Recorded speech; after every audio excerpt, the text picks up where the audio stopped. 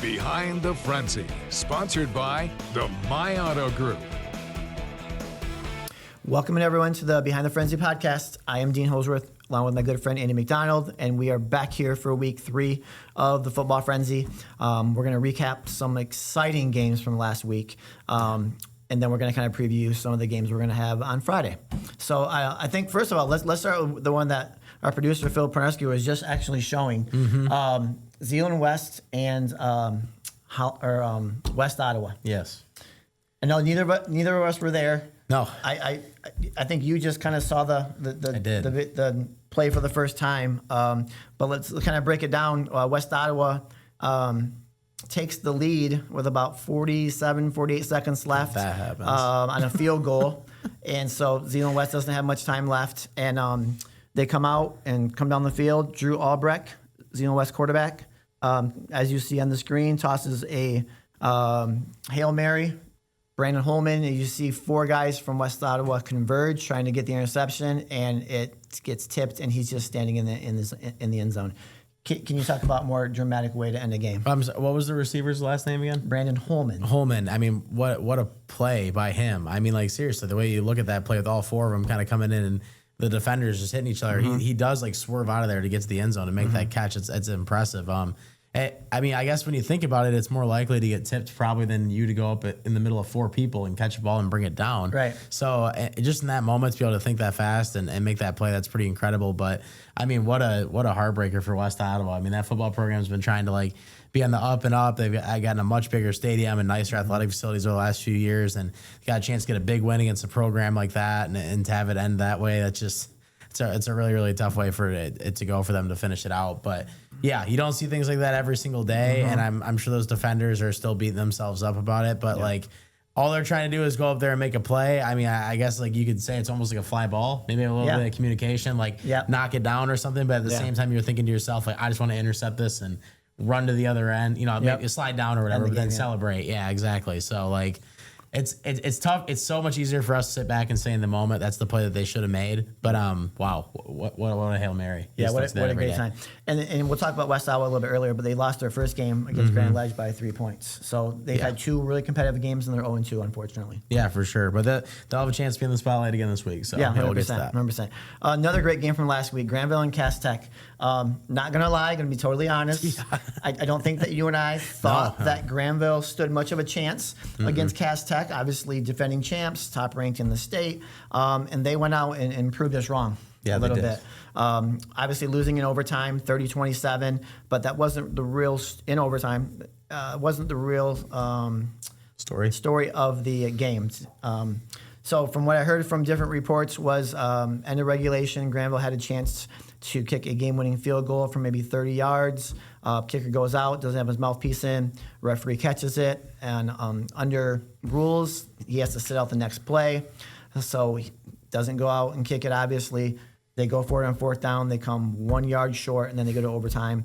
Obviously, they get first possession. Granville does. Tank Terry gets to the 1 on 4th down. They don't punch it in, and then Cass Tech kicks the game-winning field goal. Yeah, that's heartbreaking. I mean, it's one of those rules where it's like, it is a rule. So, I mean, you can't really, I guess you can't knock the officials for calling it. I mean, the game was played down there, so it's one of those things where it's like, if it was played up here, well, they have to throw the flag. A lot of officials don't always call that. Yeah, I mean, you just don't notice look that. for I think it's a lot of credit to the official in that way for even noticing it in general, because, like, who's thinking about that in that moment? You're thinking about, like, we just got to call this right. If it gets blocked, we got to make sure we call everything right on the sideline. Like, all that stuff, to be able to think about the mouthpiece and everything like that, and, like, enforce that rule in that moment. With all, it's a lot of credit to those refs in general, too, because it's just obviously every single Granville, person there is going to be like, oh, my gosh, what kind of call is that? Like, to be able to take that heat and make the right call, technically, I guess does take a lot of guts. So, in that essence, I do think it says a lot of good for the officials, but at the same time, it's just like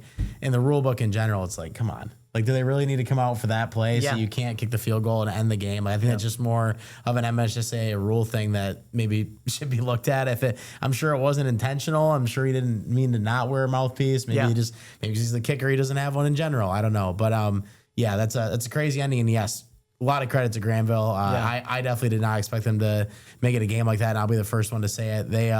They definitely proved that they are a lot a lot better than just, somebody who's around or stays in the game with the way they've started this season. That's for sure. Yeah, super impressive effort by Granville. Unfortunately, they came up short.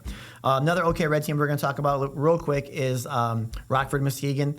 Rockford comes back from a 20-3 deficit at the half to beat Muskegon on the road 30-27. Yeah, 30-26, sorry. It's not often that we have seen Muskegon start like this, but I mean, Shane's got himself an uphill battle here again.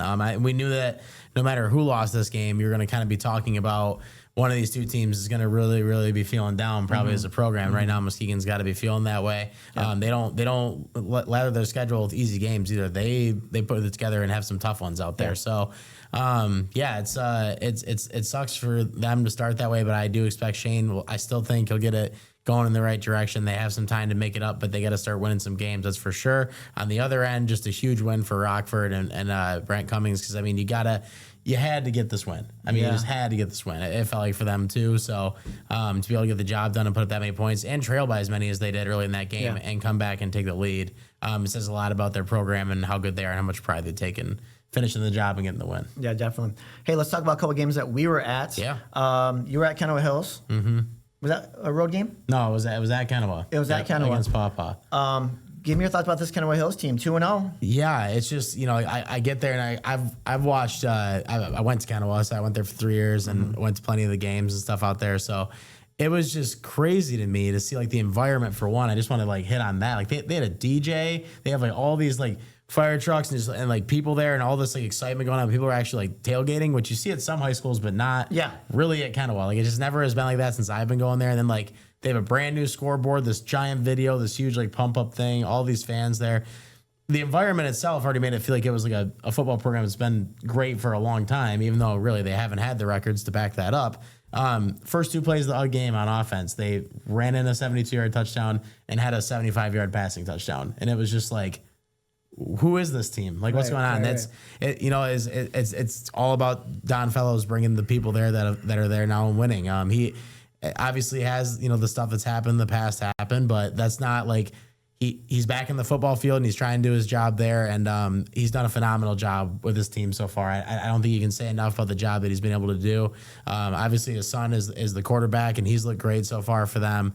And it's been really, really impressive to watch Kennewa be able to put up the points that they've been able to put up so far this season. They started to look more competitive last year, but getting wins over like even a Forest Hills Northern like they did in week 1, that's just something they really didn't do in the past. So want to give them a lot of credit. And I think right now Kennewa's on an uphill trajectory. Like they could be, who knows, at the end of the year. They might be for real. They might be a little bit better than we might have thought. So yeah, definitely potential playoff team. Yeah, no doubt. I mean, absolutely. And who knows what they can do from there? They if you can score as many points as they've been scoring the last couple of years, who knows what they could beat? So yeah, a couple games I was at was very interesting. I went to Wayland, and Sparta played Wayland, and unfortunately, I got 2 Wayland highlights, and I had to go to Hopkins, so it was 14-3 Wayland. I get back, and Sparta ended up winning 36-35. So apologies to Sparta and not having any highlights. However, they did all of their work in, looks like, in the second half. Want to give a shout out to their quarterback. Let me get this name right. Warren Gephardt threw for a school record 418 yards, and he broke the single game passing record for the school. The previous record was 279 yards. Wow. So super impressive job by this kid. And I'll tell you there, when I was there at least, and maybe he was a little bit nervous playing at Wayland. I don't know what it was. He was a little off with some of his throws. But to see him come back like he did and lead Sparta to an unbelievable, thrilling victory was pretty incredible. So, that was, obviously fun for him, fun for Sparta. And I think Sparta's another team to watch.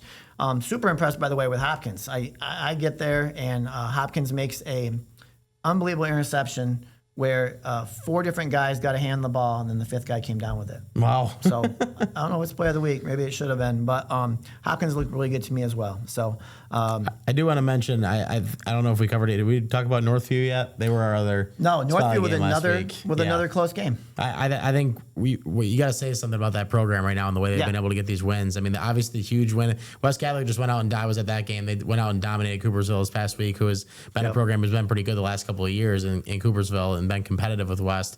They went out there and just rolled them and made it no contest at all. So the fact that Northview was able to have the comeback that they did when West Catholic had the 21-6 lead and then come out and beat Pittsburgh in a big game this week. I think that says a lot right now about Barry Brock and the program he's got going over there.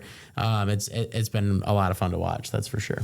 Well, I'll tell you one note. I got a text from a longtime friend of mine. He used to coach with him at Granville. His name is Pat Tolzman. And he texted me. He basically told me that his grandson is on the varsity football team, and he's a freshman. His name is Judah Britton. And obviously a very talented wide receiver because I guess he's the go-to guy. And he said that in both their go-ahead drives in each of their games, that name he caught a few times. 4 or 5 catches off for first down. So obviously a kid to watch, this season and beyond as far as Northview football goes. Absolutely, no doubt, man. They got a lot of skill position players and a lot of gadget guys there that can get going. I need to get the name of their tight end. It keeps blanking me, but what I saw in week 1 from him was absolutely phenomenal. They just have it going there with all their skill positions right now, and it's all going in the right direction for Northview. Yep, definitely. Okay, well, let's go ahead to the spotlight game. We're going to do something this year this season that we haven't done before. We're going to spotlight all OK Red games this week. So 4 games. Jack and Alec and Laney we're going to go out to those games. And they're going to talk about those games in depth. 4 of those, we have, let me check my notes here. We have, I think 4 or 5 of those teams, actually 5 of the 8 teams are all ranked in the top 25 in the state right now. So that's impressive. Very impressive. So let's kind of go through the games real quick. Obviously, we've already kind of alluded to some of the OK Red teams. But I guess the first one we should talk about is Caledonia at Hudsonville. I watched Caledonia the first week. Whitney Bell, first-year coach, she's doing a great job with that program. And then you got Hudsonville, last year's state finalists. They're 2-0. They went and smacked around East Lansing last week, so that'll be a good matchup. No, for sure. You can't say enough about all those programs that they've been able to do in the past. And obviously Hudsonville kind of paved the way for really taking it to the next level up with how they ended last year. So even with the loss in the state championship game. So yeah, it's definitely going to be a good one, and I expect it to be just that way. Yeah. 2 teams I've been super impressed with so far this year, East Kentwood and Jenison. Yeah. Jenison now 2-0 for the first time since 2007. So it's been a long time coming for this program. And they go out and beat Forest Hills Northern last week. They got a win there, obviously, in the season opener. So, this is a team, I think, that really has shown that they've kind of grown, and they have a really good senior class. And, but they're going to have their hands full against East Kentwood and Kay Kaufman. Yeah, no doubt. East Kentwood, I think what they were able to do last week was very impressive with the 43-14 win. Kind of says a lot about them and what they're doing right now. It's just been a lot of fun to watch so far. So, but yeah, Jenison's been a heck of a story, and I'm going out to their practice tomorrow. We're recording this on Tuesday. Yes. I'm excited to kind of get some of the behind the scenes going on there and what they've been able to put together so far, because it's pretty special. So, but this is one of those games where we kind of wondered about East Kentwood coming into the season a little bit right now, because they've always had the talent and been able to put it together. Last week's game to me kind of said that they're putting it together right now. I think they are that good. So Jenison's got a lot in front of them to stop this week, and if they can do it, all of a sudden everybody's gonna be talking about Jenison. So it's a big game. Yeah, definitely. We kind of talked about Rockford goes to Grand Haven. Grand Haven is 1-1 right now. They won their first game, lost their second game. We already talked kind of about Rockford, about how big of a win that was against Muskegon to go into the OK Red Conference season now with a little momentum. Yeah, for sure. It's a huge game for both of them. Again, it's just every week's going to usually feel like that when you go to and play at football at a place like Rockford to start the year. They always play against good teams. Grand Haven has a very respectable program out there. I expect that to be a game where it may not be the highest scoring, but I think that will be a tight game for sure. Yeah. And lastly, OK Red, Granville at West Ottawa. Obviously, both teams coming off devastating losses. Yeah, for sure. I kind of maybe expect Granville to kind of bounce back in a big way. What are your thoughts? It's hard to imagine right now with the way that, I don't care what the final score was with Cass Tech. The fact that they were able to be in that game and compete, and they probably should have won it at the end, obviously, with what happened with the mouthpiece and all that. So, but you can never count West Ottawa out. Their school has played in 2 close games and back-to-back games. They want to win. They are hungry for a win.